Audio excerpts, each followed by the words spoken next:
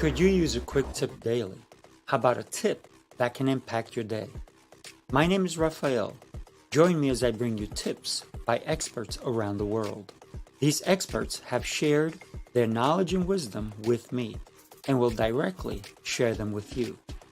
Make sure to subscribe, like, follow, and comment, and I would love for you to become part of the New Tip Daily community.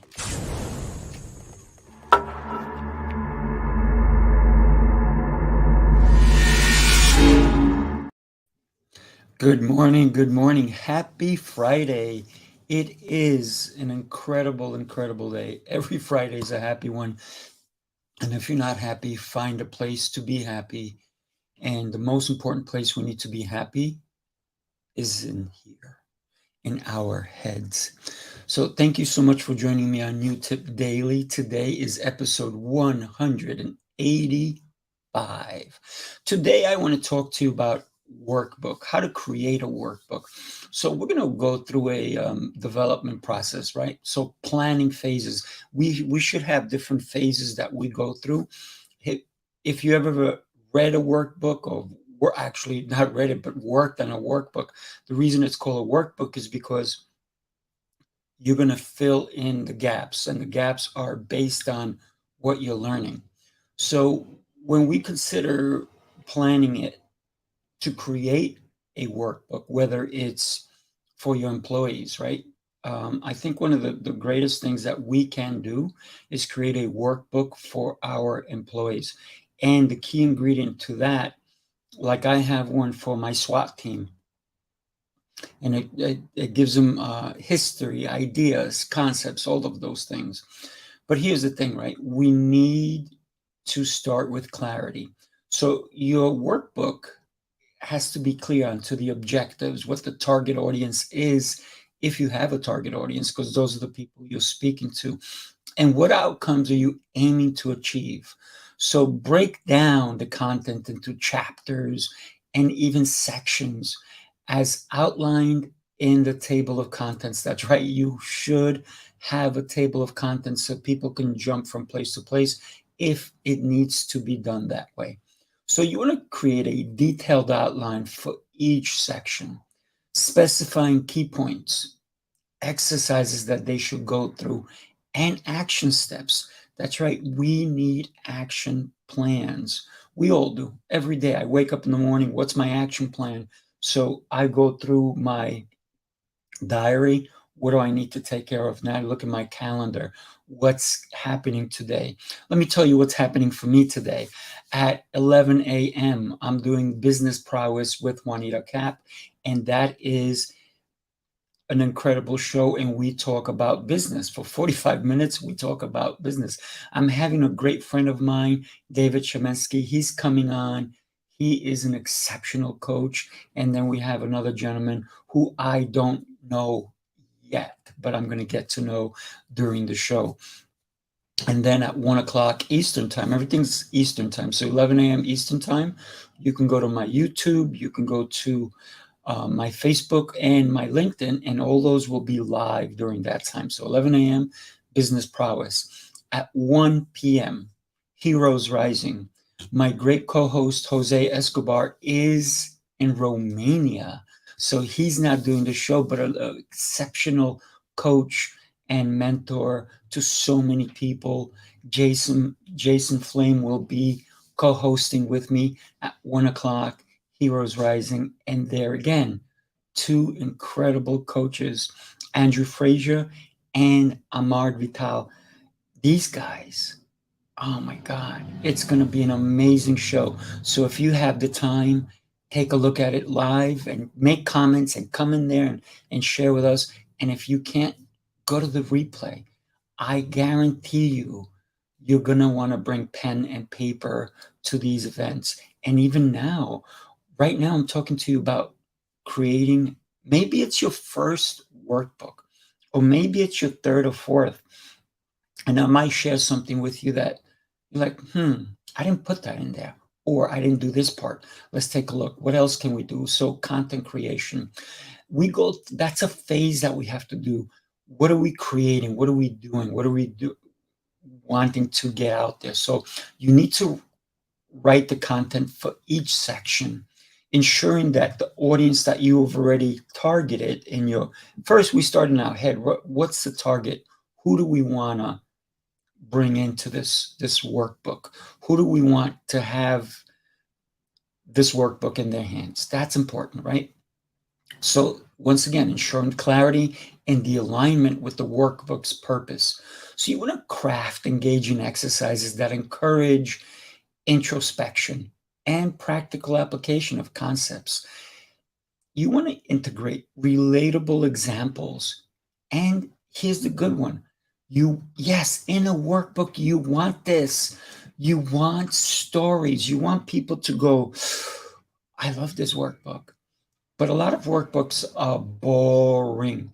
You should incorporate, put some stories in there. How did this help someone? How did this make somebody money? How did this change somebody's life? So those are the stories you want to start to put in there. How was it helpful to someone? And you want to illustrate key points and concepts throughout your workbook. And so now we also have to think about the design and layout phase of your workbook. Your design should be visually appealing. Every page should have consistency to it. It should have a great theme, the fonts and the color and the palette, all of these things, the color palette I meant. These are things that are going to be important to the congruency of your workbook. And what are the colors? Do they represent your brand? What are the colors of your brand? If you don't have that in your workbook, maybe you need to redo the workbook. Do you have an event coming up? Do you even have a workbook for your event? Ah, how about that? How about if you have a workbook for your event? So let's consider organizing our workbook's layout. That's an important part, ensuring ample space for readers to be able to write their responses to the work created. So let's say you say, I need you to do these steps. Now I want you to say, do me a favor, write down the steps in the order you did them and be specific. That allows somebody to really be more in touch with what they're doing. So you want to include images, diagrams, or illustrations that enhance the understanding, the engagement to the person using the workbook. So let's talk about editing and refinement phase.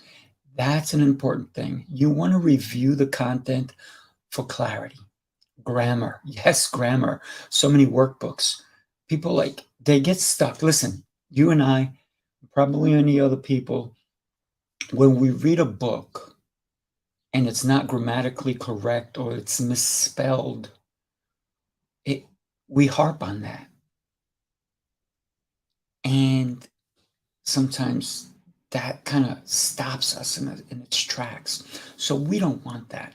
I've read, right now I'm reading a book, and I don't want to give out the name because the author probably did the copyright himself. He did not have anybody check for the editing aspect. And you can see how he wrote it the way he spoke, but he never did too much spell check.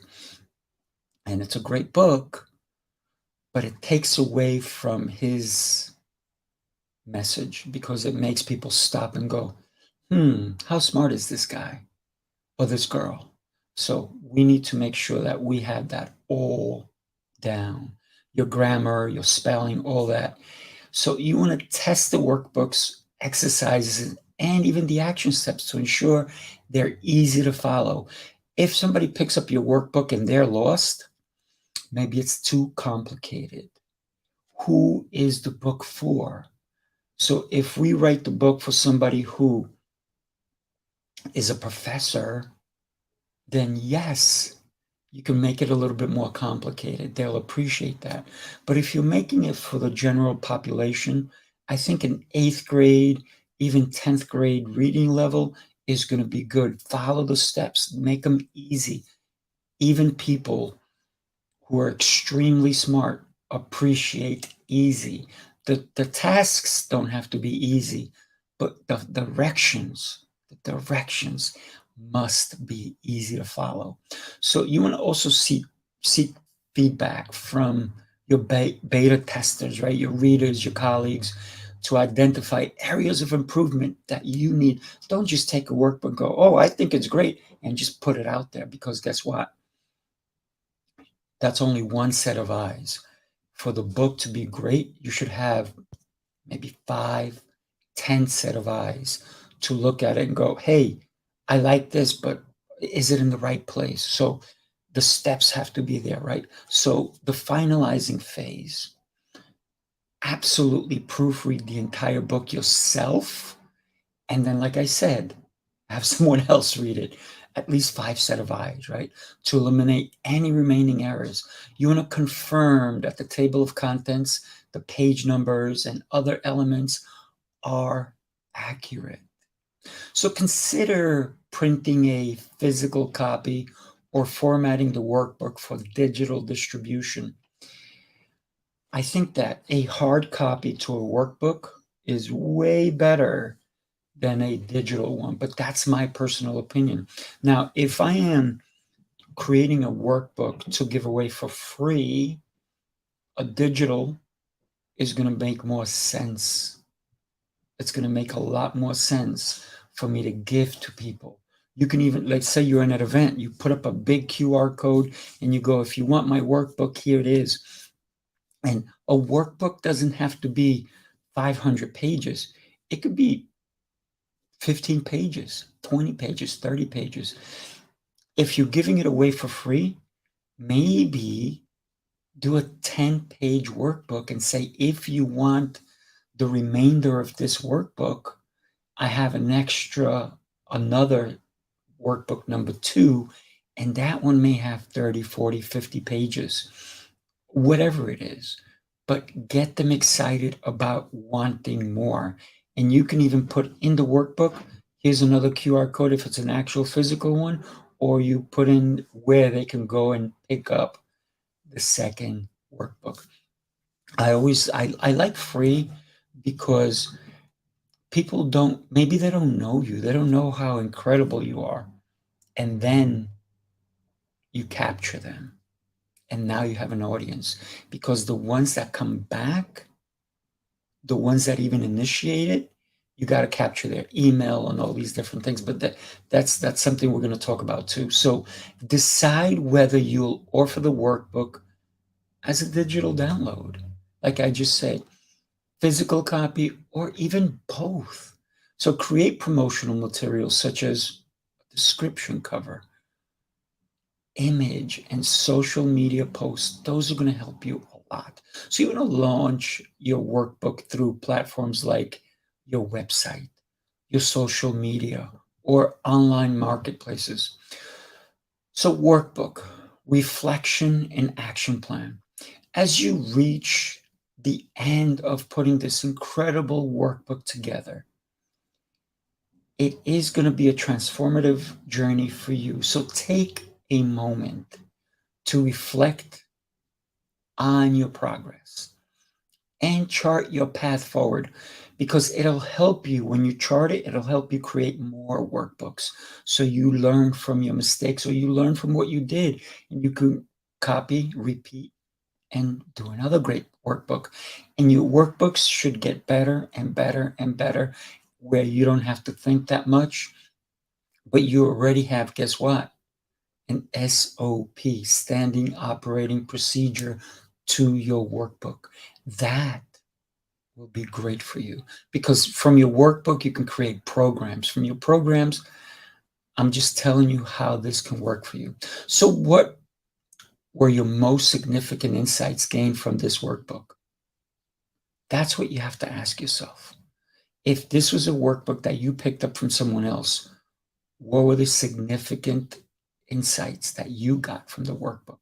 And how has your perspective on resilience and renewal evolved through this journey? These are questions you're going to ask constantly. Which exercises or sections had the greatest impact on your personal growth? So, your action plan. List 3 key ingredients. 3 strategies or practices you intend to integrate into your daily life. That's the action plan. This is how you get people to take action, right? So identify one area of your life where you'll implement renewed resilience and positive change. You want to outline how you'll maintain the momentum of your journey. Guide them along, give them those steps. So ask them that question and then have them write it down. That's why you're going to leave space. So you also want to protect yourself with copyright and trademark if you need to, and make sure you follow up with those who you gave the workbook to, just in case they need more information and may want to hire you as a coach or a mentor. I know that a lot of people are always asking me, how can I help them? How can I advise them?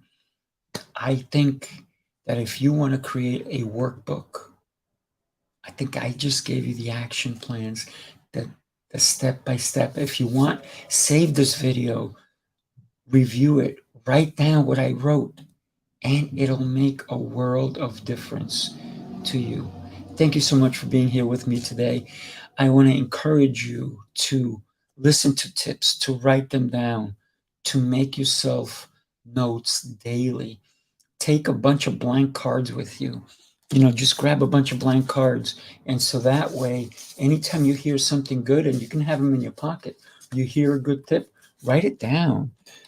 You don't necessarily have to write it down in front of the person, but when you walk away, pull out your card, pen, and then write down the tip you got, save it. And then you start creating an index box of all the tips you've gotten, and you can label them according to what they are. Tip on how to fix something, how to do something, how to save money, whatever it is. If I've shared any tips that may resonate with you, I'm so grateful for that. And I'm grateful that you took the time to listen to me today. I want to thank you. If you're listening to this, do me a favor, share it with your friends, colleagues, and loved ones. Because, hey, maybe you don't want to create a workbook, but they do. You don't know until you ask. Have you said, hey, have you ever wanted to create a workbook? And this does not have to be somebody who's just starting out. It could be somebody who's seasoned, and maybe they're changing careers. Maybe they went into a new position and now they're the manager of this company or the CEO, and they come to the company and there's no workbooks, and they go, I need to create a workbook because I'm coming in, I want to bring something different and special as the CEO of this company, and they should create a workbook. But here's the thing, a lot of times, if you are part of a company and you are at the higher end of that rung, you need to see who else can help put that workbook together, facilitate growth for your employees. Thank you so much for being here today. Have yourself an incredible Saturday, incredible Sunday, and I look forward to seeing you on Monday on Business Tip Monday. I'll see you then, and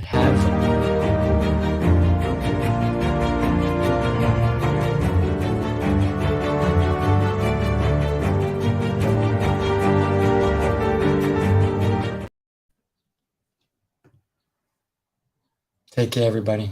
Make it an exceptional day. Bye-bye.